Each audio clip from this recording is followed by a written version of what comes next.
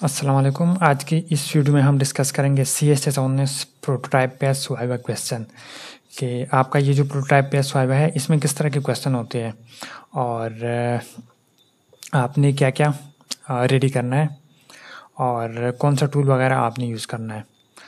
तो सबसे पहले मैं आपके साथ डिस्कस करूँगा कि आपने इंस्टॉल करना है MS टीम और आपका ये जो वाइवा है ये ऑनलाइन होना है, ठीक है।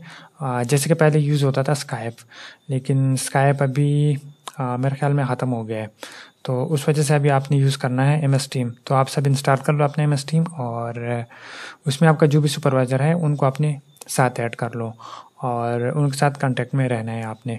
अच्छा, अब यहाँ पे हम डिस्कस करेंगे कि किस टाइप के क्वेश्चन होंगे, ठीक है।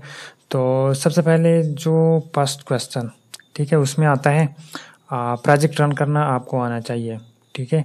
पर उसका अगर आपका एंड्रॉयड एप्लीकेशन है, वेब एप्लीकेशन है, डेस्कटॉप एप्लीकेशन, तो कोई भी एप्लीकेशन आपका हो सकता है, ठीक है। और उसको आपको अच्छी तरह रन करना आना चाहिए।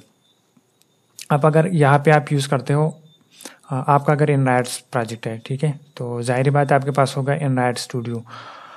अब आपके पास एंड्रॉयड स्टूडियो की जितनी भी सेटिंग वगैरह है वो आपके पास ऑलरेडी होनी चाहिए, ठीक है। जैसे कि इमुलेटर ऐड करना या अपना फिजिकल डिवाइस ऐड करना, लेकिन यहाँ पे मैं आपको रिकमेंड करूँगा आपने यूज़ करना है अपना फिजिकल डिवाइस, ठीक है। जो भी आपका मोबाइल है इसको आपने केबल के थ्रू या वाईफाई के थ्रू, ठीक है, वायरलेस कनेक्शन जैसे भी आप कर सकते हो, आपने इसको अपने एंड्रॉयड स्टूडियो के साथ कनेक्ट करना है। और इसके अलावा जो हमारे पास है सेकंड पॉइंट, तो इसमें मतलब आपको आपके प्रोजेक्ट की हर फंक्शनलिटी आपको पता होनी चाहिए।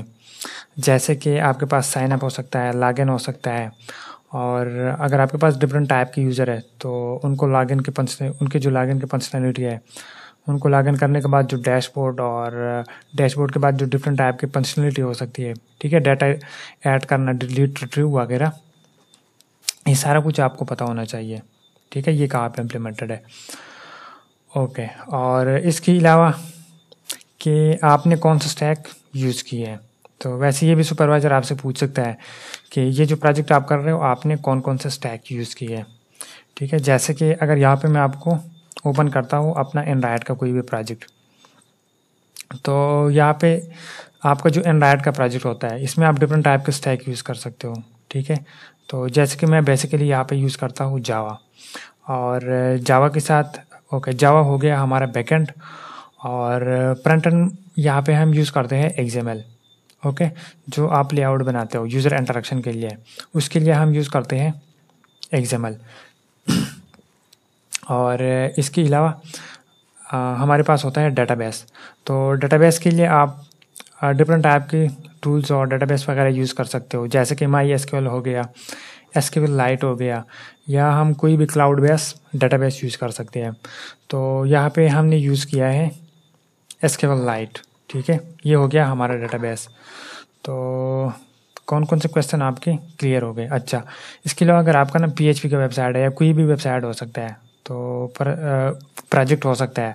अब पर उसको अगर आप यहाँ पे वेब एप्लीकेशन बनाते हो, तो बेसिकली वेब एप्लीकेशन में फ्रंट एंड का यूज़ होता है HTML, CSS, जावास्क्रिप्ट वगैरह, और बैकएंड में आपका कोई भी डेटाबेस हो सकता है, कोई भी क्लाउड बेस, और जैसे कि अच्छा इसके अलावा यह आप यूज़ कर सकते हो MySQL यूज़ कर सकते हो, SQLite, इस तरह कोई भी डेटाबेस आप यूज़ कर सकते हो, ओके। तो यहाँ पे हमने क्या यूज़ किया है अपने एंड्रॉयड के प्रोजेक्ट में, डेटाबेस हमारा हो गया SQLite, और बैकएंड हो गया हमारा जावा, फ्रंट एंड हो गया XML, ठीक है।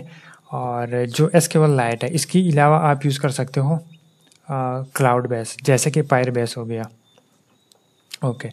अब नेक्स्ट किस तरह के क्वेश्चन हो सकते हैं, ओके। तो ये तो है कि हमारे स्टैक्स, फंक्शनलिटी, प्रोजेक्ट रन करना, और इसके अलावा प्रोजेक्ट का स्ट्रक्चर आपको पता होना चाहिए।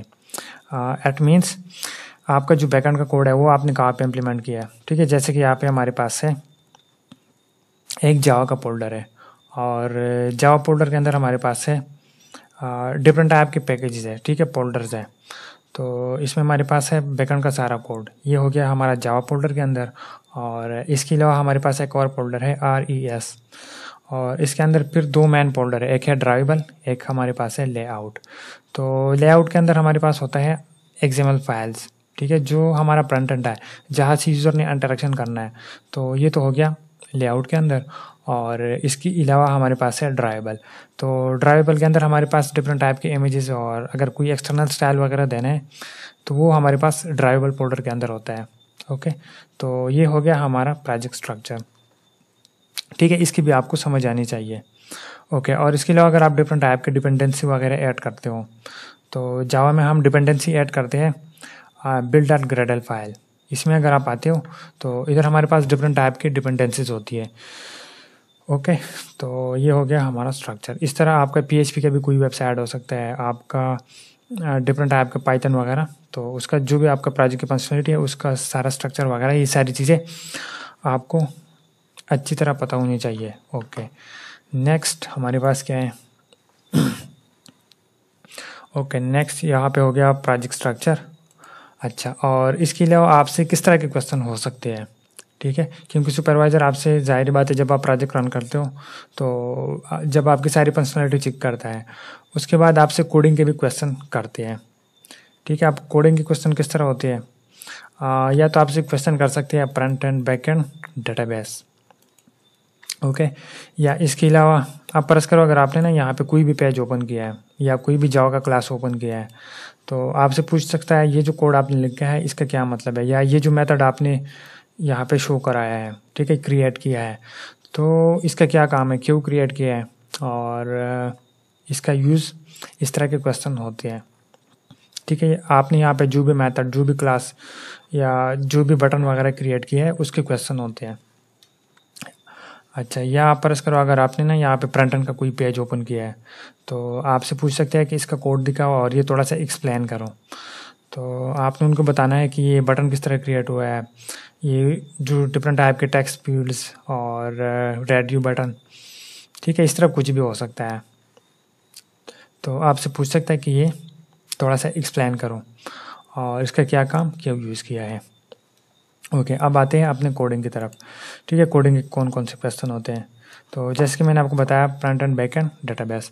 अब फ्रंट एंड में किस तरह के क्वेश्चन होते हैं, ठीक है। सुपरवाइज़र ज़्यादातर जो क्वेश्चन करते हैं वो फ्रंट एंड साइड पे करते हैं।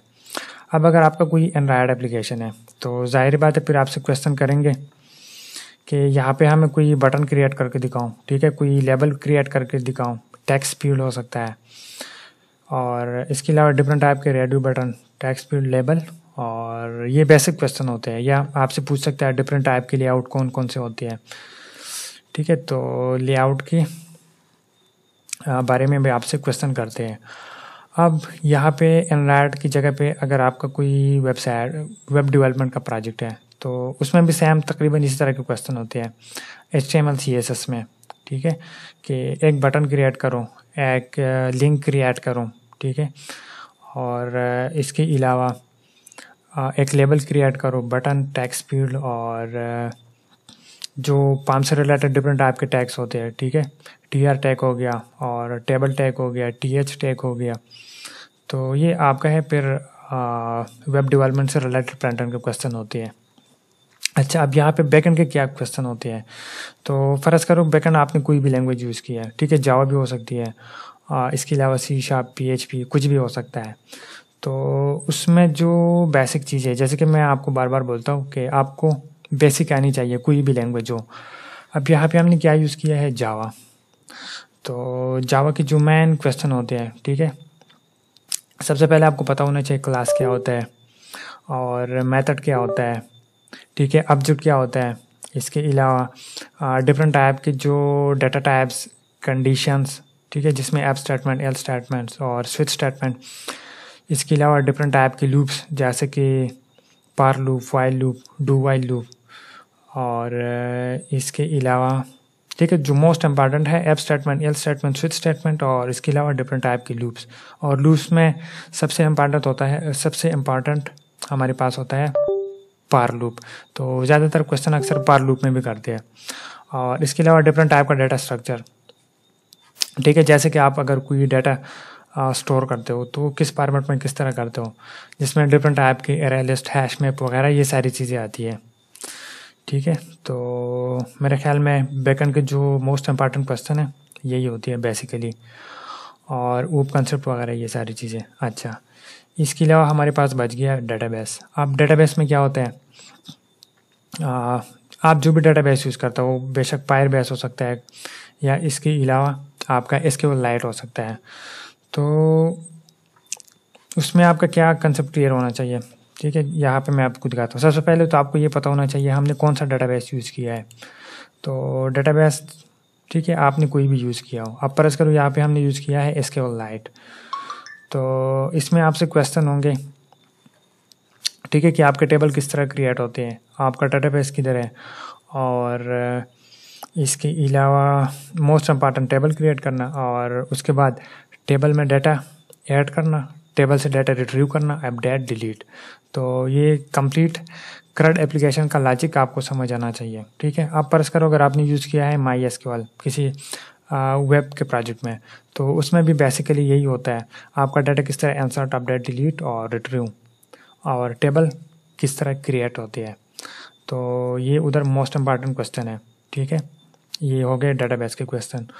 तो मेरे ख्याल में यही है हमारे पास मेन इम्पॉर्टेंट क्वेश्चन, और इसके अलावा अगर किसी को कोई भी डाउट, कोई भी क्वेश्चन हो तो आप कांटेक्ट कर सकते हो। मैं इंशाल्लाह आपको ज़रूर गाइड करने की कोशिश करूँगा।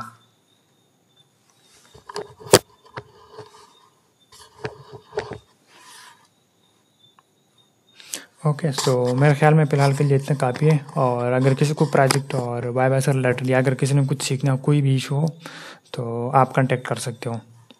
तब तक के लिए अल्लाह हाफिज़।